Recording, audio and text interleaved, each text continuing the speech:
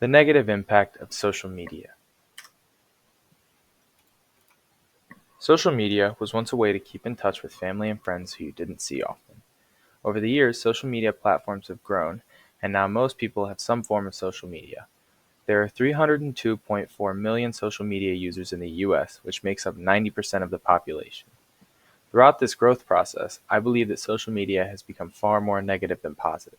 It has become a toxic environment that has created cyberbullying and instilled insecurities in young, impressionable children. The toxic environment of social media.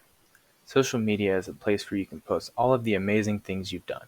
However, constantly seeing others' success causes people to question themselves and think of themselves as failures.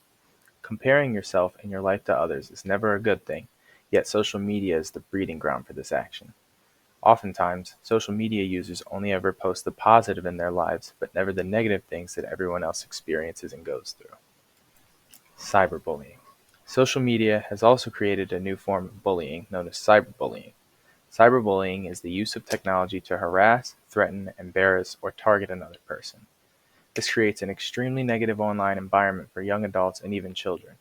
Lindsay Tanner, a national journalist, believes there is a link between suicide in young adults and the usage of social media. Students who participated in Tanner's study also said that they often feel worse about themselves after going on social media. Social media creates insecurities. Social media creates false body images and insecurities for young, impressionable children. Some social media users even use Photoshop in order to make themselves look more appealing. This is incredibly harmful, as children see this and think this is the ideal body image and what they need to strive to look like.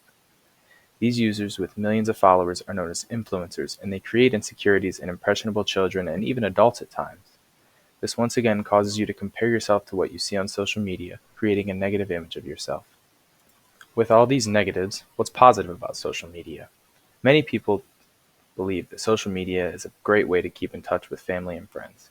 We went through a pandemic a few years ago. Nobody could leave their homes. The only way you could contact anyone other than your immediate family was through social media. While this is a valid point, I believe the negatives completely outweigh the very few positives. I would argue that social media isn't really a way to keep in touch anymore, and it has become something completely different, somewhere where children and young adults come to feel negative about themselves. Most people are no longer using social media as a means to keep in touch, so what's the purpose?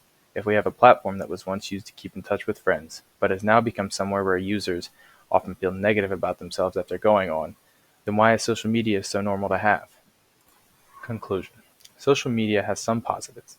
It's a great way to connect with those you haven't seen or talked to in a while. However, most don't use it for that anymore. If this was social media's main purpose like it was so many years ago, I would be completely for it.